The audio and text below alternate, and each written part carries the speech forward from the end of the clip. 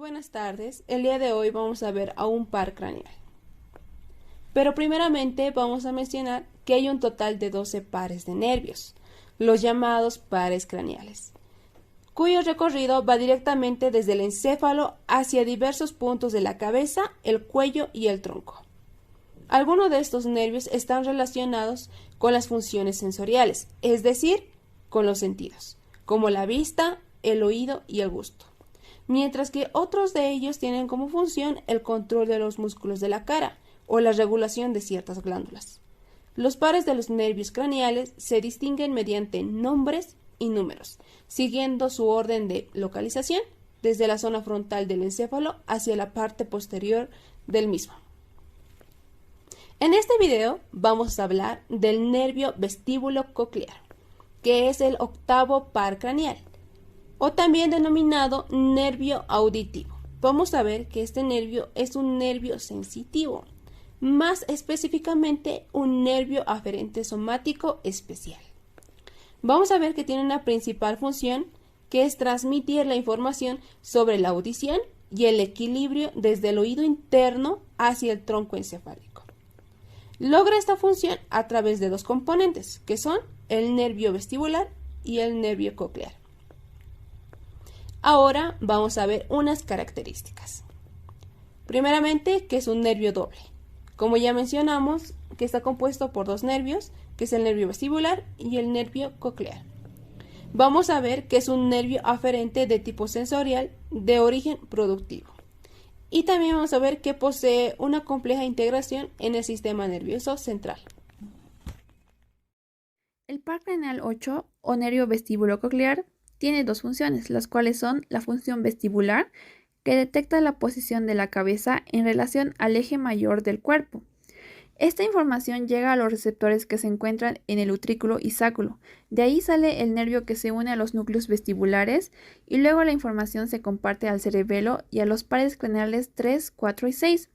Por otro lado tenemos la función coclear, que mediante el órgano de Corti va a transformar la onda sonora en un potencial de acción que viaja por el nervio para conectar a los núcleos cocleares, núcleos olivares y el cuerpo trapezoide. Estos van a formar el menisco lateral, que llegará al colículo inferior, luego al cuerpo geniculado medial, para terminar en el área 41 y 42, donde se va a traducir el significado del sonido. Muy buenas tardes, yo hablaré sobre el origen del octavo par craneal o nervio vestíbulo coclear. Este par craneal se encuentra dividido en dos nervios. La primera región, que pertenece al nervio vestibular, que proviene del órgano vestibular, que está encargado del equilibrio. La segunda región pertenece al nervio coclear, que proviene del órgano coclear, y este se encarga de la audición. Origen real del nervio vestibular. Este nervio tiene su origen en los ganglios vestibulares, o también llamados por su epónimo de escarpa. Estos ganglios están formados por células bipolares y se encuentran ubicados en el meato acústico interno. Origen real del nervio coclear. Este nervio tiene su origen en los ganglios cocleares o de Corti. Están formados por células bipolares y tiene fibras que provienen del órgano espinal o de Corti. El origen aparente del octavo par craneal o nervio vestíbulo coclear podemos decir que se encuentra en el tronco encefálico, específicamente en el extremo lateral del surco bulbopontino. Podemos decir también que se encuentra muy relacionado con el nervio facial y el nervio intermedio, y se encuentra por encima del nervio glosofaringeo. La vía vestibular es una vía totalmente sensorial, es decir, lo que hace es captar estímulos que vengan recogidos del laberinto membranoso y los lleva a los centros nucleares que están en el encéfalo. Entonces, estas vías son responsables de dos tipos de equilibrio. Unas son responsables del equilibrio estático, es decir, cuando la persona no está en movimiento. Otras del equilibrio cinético, es decir, cuando la persona puede mantener el equilibrio cuando está en movimiento.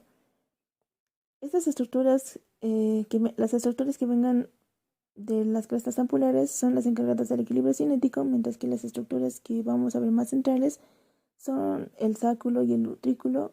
Estos tienen que ver más con el equilibrio estático. La primera neurona se halla en el ganglio vestibular, una neurona bipolar que va a tener uno de los polos que va a captar los receptores y va a tener otro de los polos que es el que va a conformar el nervio vestibular. El sistema vestibular se encuentra situado dentro del oído interno y se encarga de mantener el equilibrio y la postura, coordinar los movimientos del cuerpo y la cabeza y fijar la mirada en un punto del espacio. Está formado por 3 estructuras: el utrículo, sáculo y canales semilunares.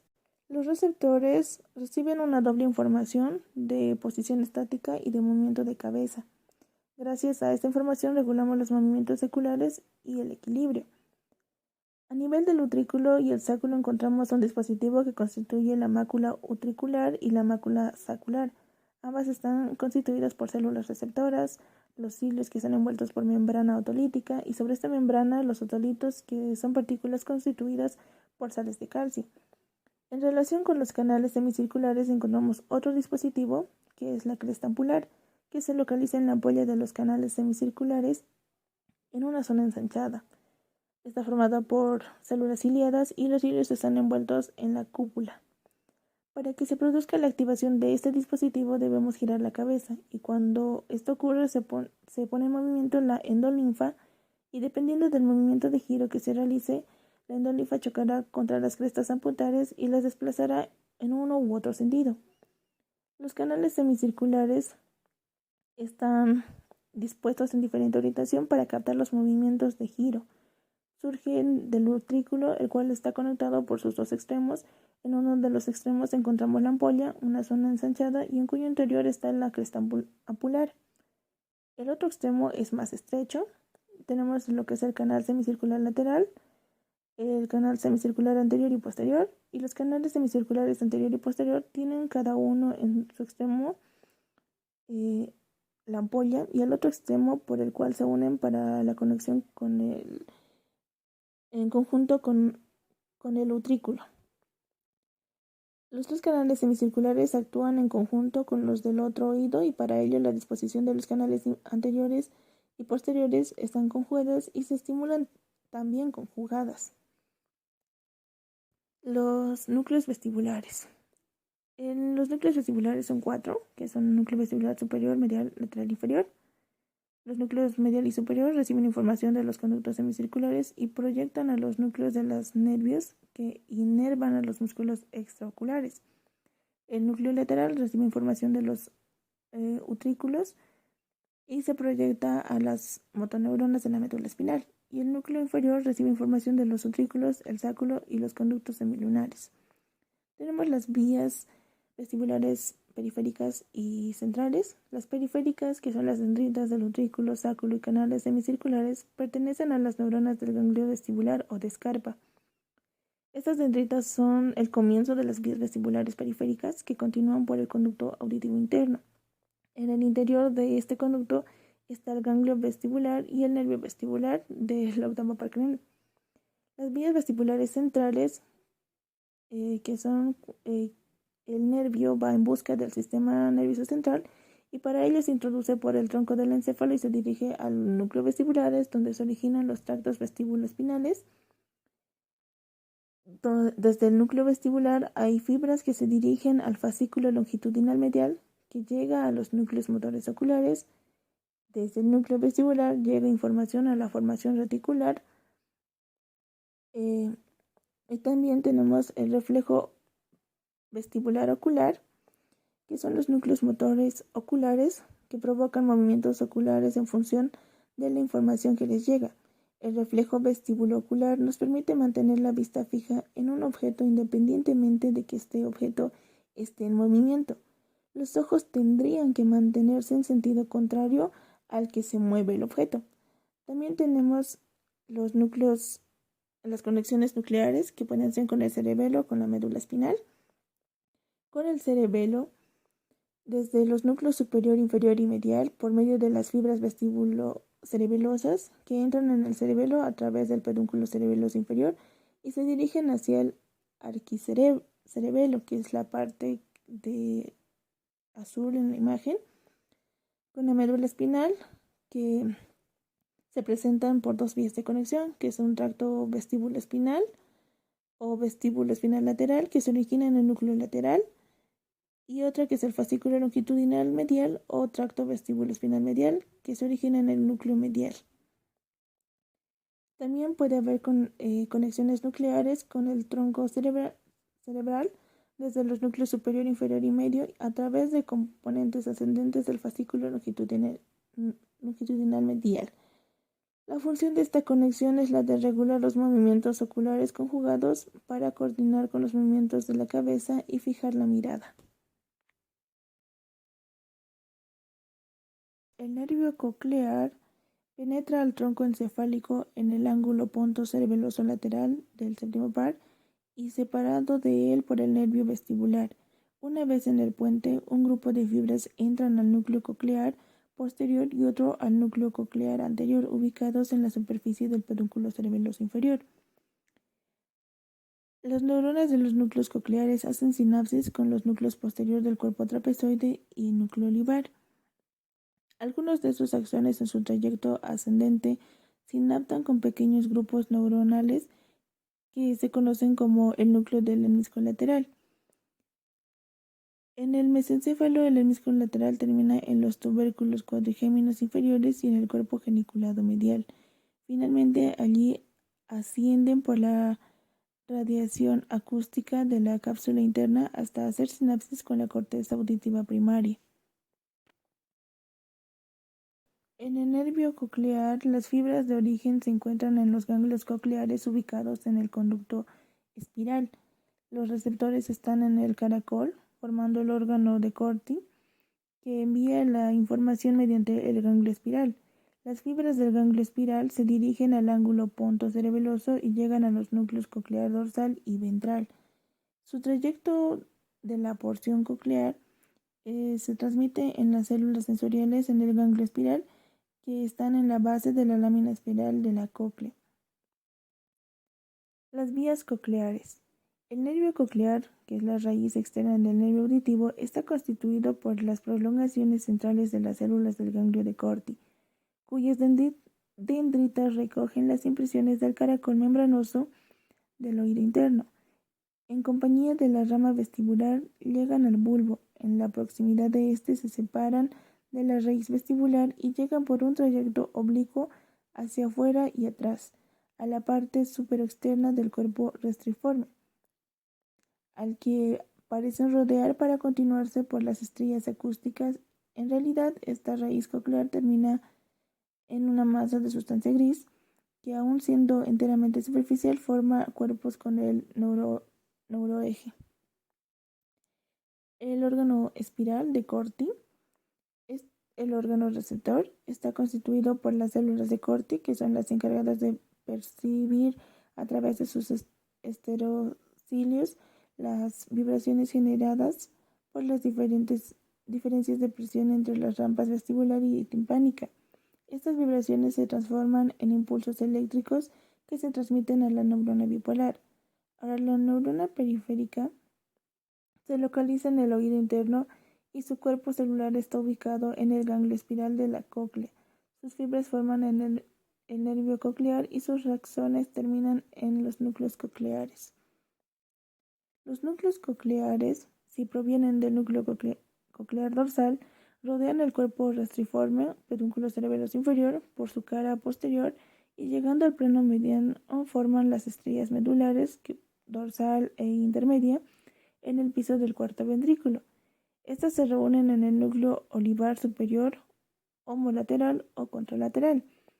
La capa externa o superficial presente en medio de las células neuroglíacas son poco abundantes, células nerviosas diseminadas pequeñas u de forma globular. La capa mediana es algo más gruesa que la anterior y está formada de células piramidales. La capa interna o profunda se compone de células nerviosas de pequeñas dimensiones, casi siempre globulares, rara vez fusiformes, provistas de prolongaciones abundantes y sumamente ramificadas. Si proviene del núcleo coclear ventral, se dirigen medialmente al puente donde forman el cuerpo trapezoide, mientras que algunas fibras permanecen homolaterales, otros flanquean por el plano medio y algunos de ellos hacen conexión con el núcleo lumbar superior, homolateral o contralateral. Buenas tardes, mi nombre es Mariel Gutiérrez y yo les voy a hablar acerca de algunas alteraciones que se producen a nivel del par craneal 8. En primer lugar podemos mencionar el neurinoma del acústico, que es un tumor benigno no cancerígeno, que se desarrolla en el octavo par craneal. A medida que este crece, ejerce presión contra este nervio y puede causar parálisis del rostro. Algunos síntomas característicos son la pérdida de la audición, zumbidos en los oídos y el vértigo moderado. Como segunda alteración podemos mencionar la neuronitis vestibular, la cual es una inflamación del nervio vestibular, ubicado en el oído interno. Esta inflamación desencadena señales incorrectas al cerebro y esto produce una confusión con los demás sentidos. El principal síntoma de este es el vértigo repentino. Y en tercer lugar podemos mencionar al herpes zosterótico, también llamado Ramsay-Hunt, que es una manifestación que afecta a los ganglios del par craneal 8, por ejemplo a los ganglios de Scarpa. Es causado por el mismo virus de la varicela, solo que este permanece en los nervios durante años y puede reactivarse. Algunos síntomas característicos son la otalgia y la pérdida de la audición permanente. Vamos a continuar con la parte del diagnóstico. Para esto lo que vamos a hacer es evaluar dos cosas. Uno, lo que es la agudeza del campo auditivo y la otra, la parte del equilibrio. Para empezar, vamos a evaluar la parte auditiva, por lo cual vamos a pedir al paciente que cierre los ojos. Una vez que el paciente cierre los ojos, lo que vamos a proceder a hacer es hacer sonidos de nivel alto, intermedio y bajo. Y vamos a hacerlo tanto en el lado derecho o izquierda del paciente, para lo cual el paciente tiene que decirnos de qué lado escucha el sonido, como podemos ver en el video. Así nosotros podemos darnos cuenta si el paciente escucha correctamente o no. Hay algunos casos en los que el paciente puede decirnos que el sonido que escucha es en el lado derecho, pero nosotros lo podemos estar haciendo en el lado izquierdo. Es ahí donde nosotros nos podemos dar cuenta que posiblemente haya algún daño en el nervio o alguna alteración. Ese es el diagnóstico que se hace para evaluar el campo auditivo. Para evaluar la parte del equilibrio, lo que vamos a hacer es pedirle al paciente primeramente que esté de pie, que cierre los ojos y le vamos a hacer caminar en línea recta, poniendo el talón del pie sobre la punta del siguiente pie y vamos a dejar que camine. Esto lo va a hacer tanto hacia adelante como hacia atrás. Lo que aquí vamos a poder detectar es que si el paciente se va hacia un lado, ya sea tanto al lado derecho o al lado izquierdo, eso va a ser una guía para darnos cuenta que posiblemente, así como había un daño en el campo auditivo, también puede haber una parte del equilibrio y normalmente si se va al lado derecho puede ser que haya un daño en el lado derecho y viceversa. Gracias.